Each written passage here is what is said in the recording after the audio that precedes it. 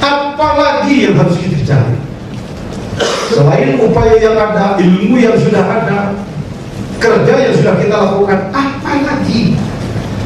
Selama masalah belum selesai, berarti kita jujur, jangan tidak mau mengaku bahwa saya masih bodoh.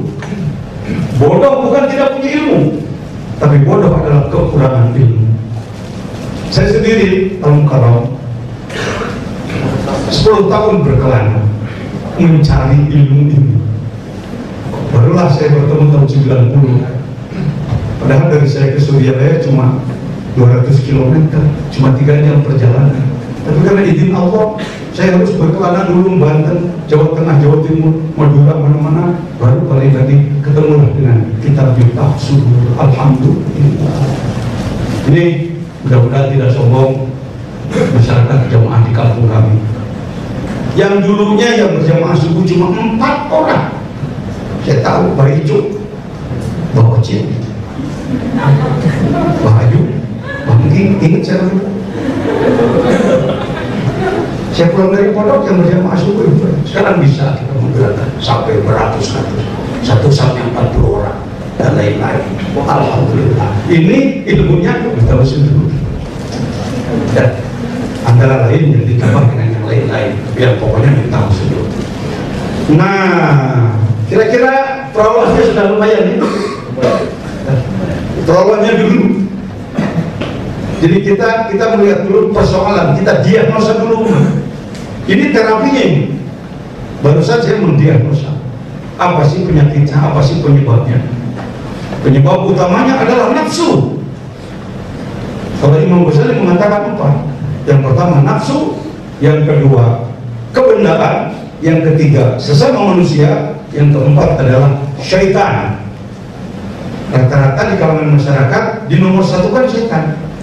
Kenapa nggak sholat tuh diganggu syaitan? Kenapa yang zina tuh syaitan? Kenapa yang maling tuh syaitan? Kata syaitan, merah terima uang. Lalu aku yang dituduh. Padahal pengganggu yang paling utama adalah an-nafsu wa hiya aqwa. Karena itu Guru Agung penyusun kitab yang mulia ini mengangkat moto adalah qad aflaha man zakkaha.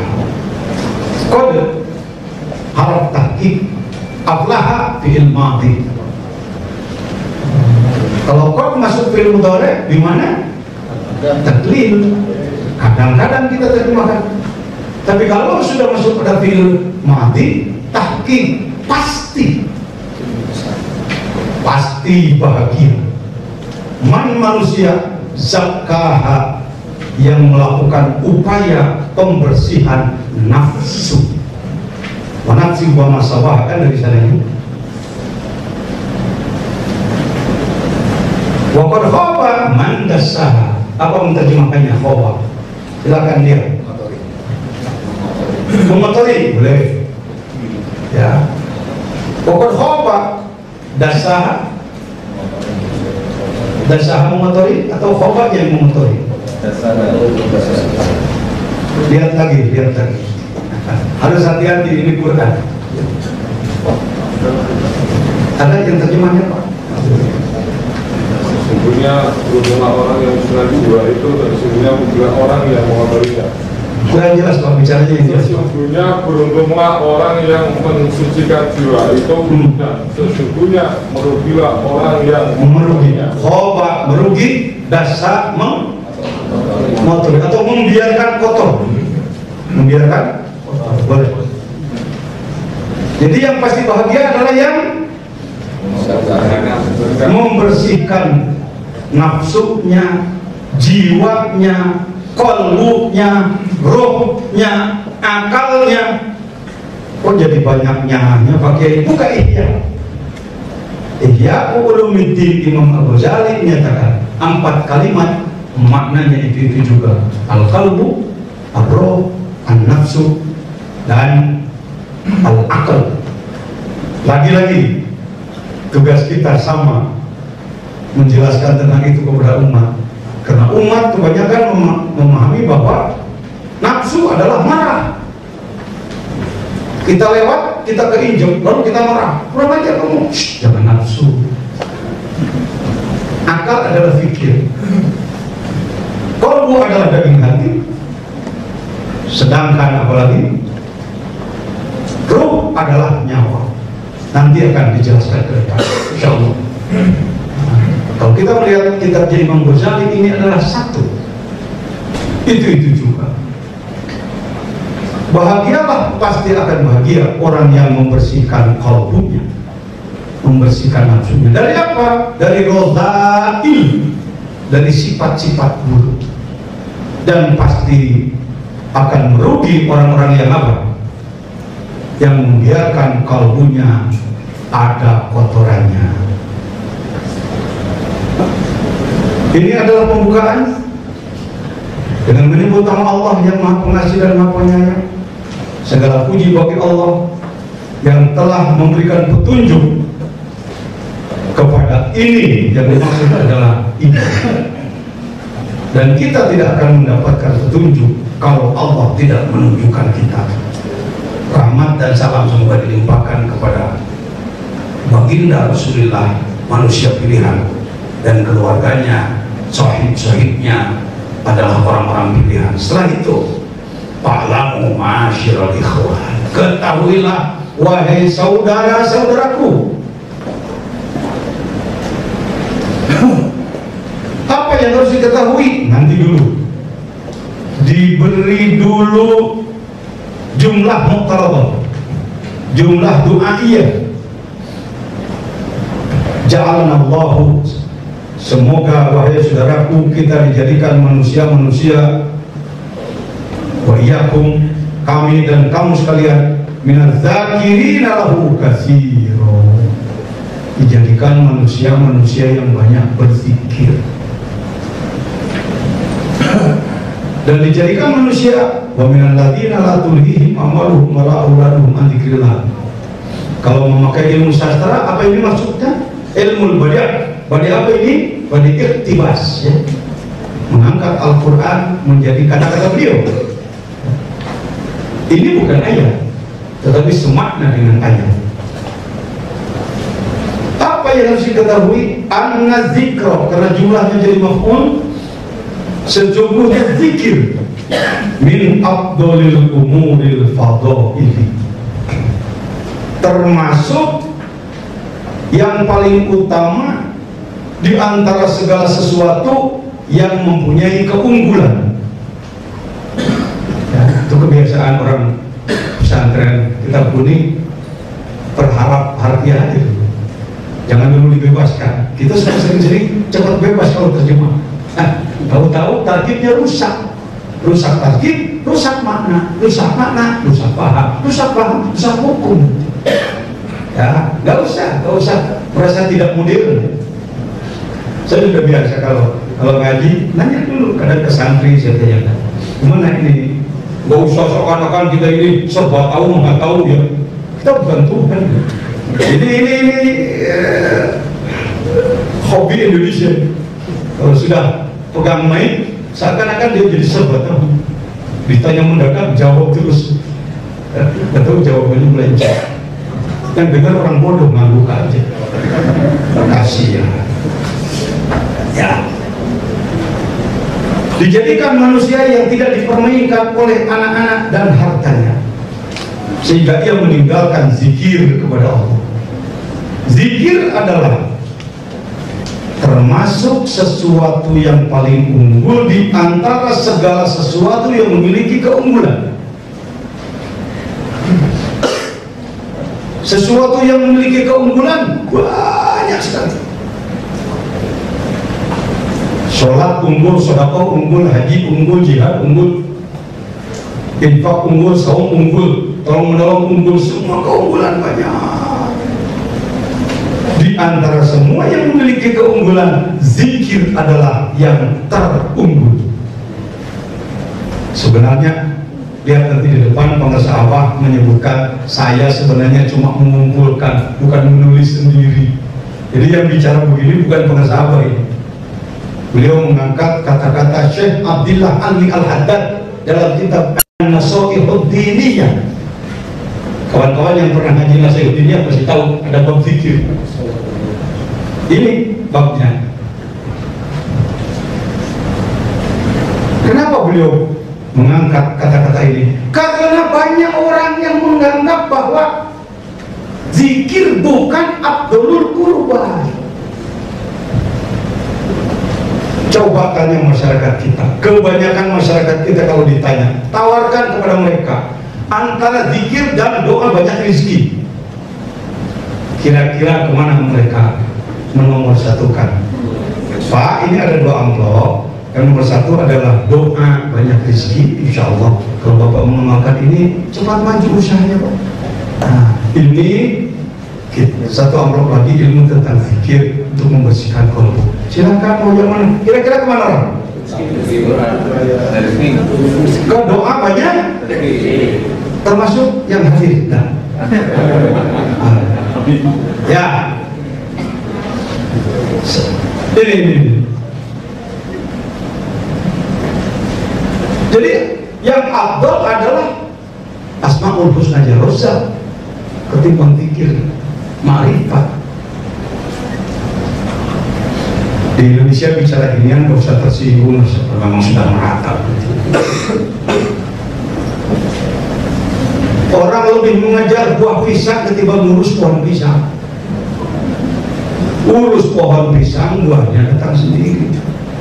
Ngejar-ngejar buah pisang, pohonnya nggak diurus, hasilnya pisang-pisangan. Kuning bagus, menarik sekali di lemari, tengah bulan nggak busuk-busuk. Pas dibuka plastik, dalamnya kecoa. Karena yang di lemari adalah bukan pisang, tapi pisang. Maaf, wahai umat Islam di Asia Tenggara, saya sampaikan ini di Malaysia, saya sampaikan ini di Thailand, saya sampaikan ini di Singapura. Tuan-tuan dan puan-puan, kita terlalu mengejar buahnya, padahal pokoknya lah yang harus kita urus. Untung belum ada OPDP di sana. Betul-betul. Saya bahaskan di Masjid Sultan Salahuddin Selangor, masjid besar, bisa halal sana.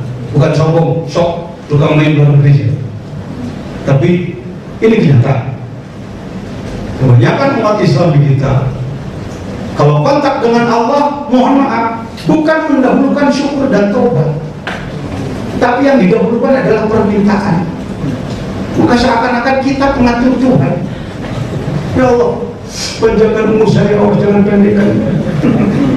Ya Allah, rezeki yang banyak jangan kasih sedikit. Ya Allah, jadi Tuhan nggak bisa diatur sih. Nggak berani ngomong begitunya sih, tapi dalam hati ada gituan.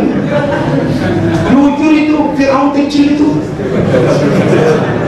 Fir'aun kecil itu. Maaf. Jadi ginian dalam kolbu ini belum ada yang membersihkan. Maaf, bukan belum ada. Mungkin sudah ada tapi belum selesai. Termasuk dalam hati saya. Oh iya, bersih. Apa tadi? Nah, jadi zikir adalah yakini bahwa zikir adalah apa tadi? Abdulil umuril fadhil. Mau diulang? Mungkin Allah Pak Jijil mau kodama lewat aja. Baca sini saya Pak Mutiara mahal.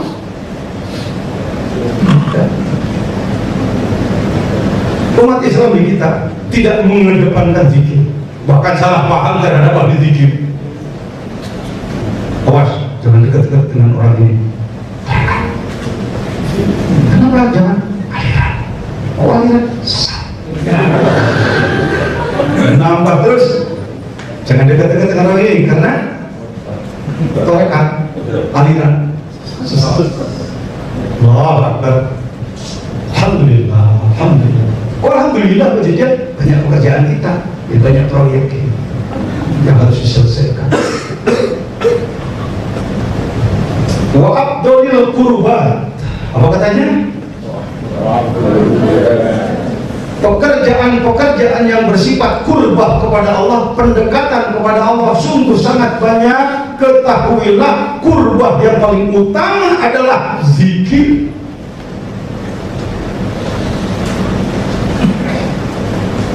Wa'usolil wasail, wasilah, banyak wasilah, banyak jembatan. Bahasa Sunda, loba cukang lantaran.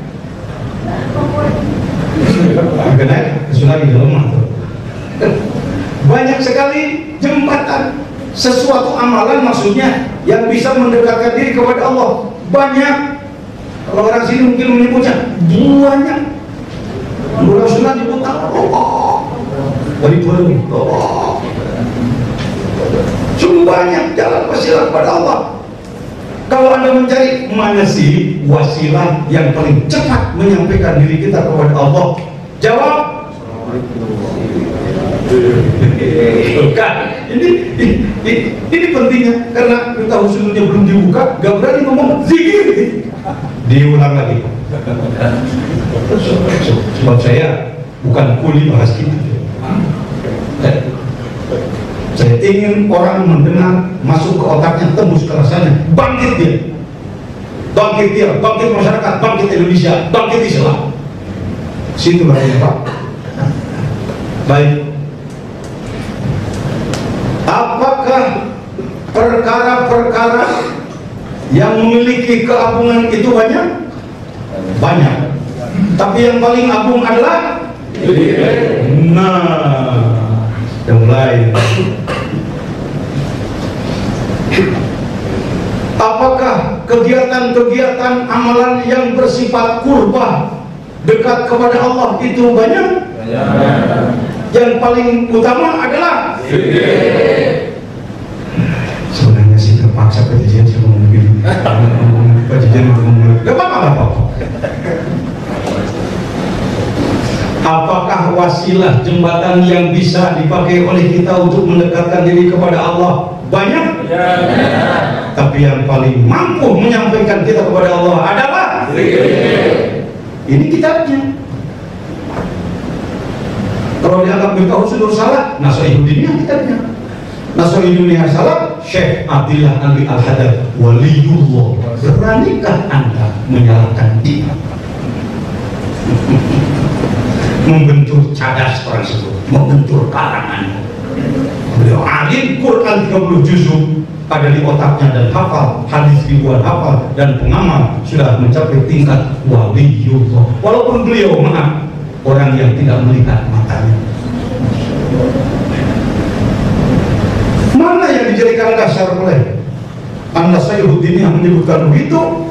Al-Ankabut ayat berapa? 45. Wala dzikrullahi akbar. Pakai lam. Sesungguhnya zikir kepada Allah itulah yang lebih besar, yang lebih agung. Ini kelanjutan dari ayat inna sholata tanha 'anil fahsya'i wal munkar wala dzikrullahi akbar. Wahai adik-adikku, anak-anakku, para mahasiswa yang akan menjadi pemimpin di masa yang akan datang, tekadkan itu. Anda harus memimpin umat, Al-Mukarramin, para kiai, para ustadz yang sudah aktif sekarang memimpin umat. Jelaskanlah dengan penuh arif dan bijaksana kepada umat. Wala dzikrullahi akbar. Ini ayat ini sekarang posisinya sedang di mana ini di kalangan umat? Coba kalau dilihat di nomor urut di otaknya, wala dzikrullahi akbar berada di nomor berapa ini?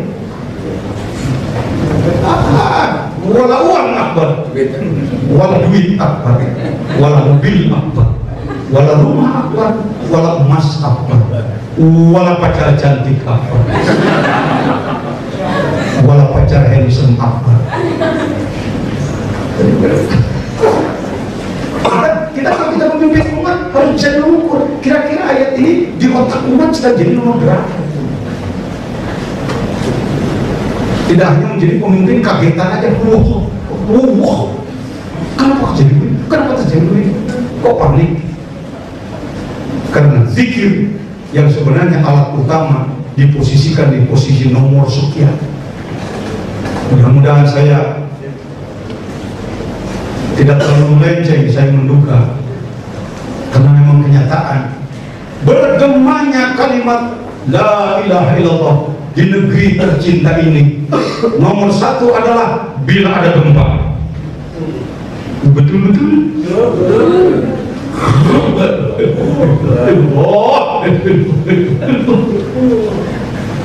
yang sedang main bola berhenti dulu, yang sedang main gaplek berhenti dulu, yang pacaran berhenti dulu. Kenapa kau berhenti dulu? Takut kiamat Pak Kiai. Kiamat aja Pak, kalau memang udah waktunya. Tapi mati Pak Kiai. Mati aja, apa sulitnya? Pengen husnul khotimah Pak Kiai. Yang kedua, baru bergema kalau ada kematian. La ilaha illallah, la ilaha illallah. Kita baru datang dari Jakarta, ada apa ini? Aduh, meninggal. Oh, la ilaha illallah. Tapi zikir untuk membersihkan kalbu, zikir untuk qurbah kepada Allah, kelihatannya di kalangan masyarakat masih jauh.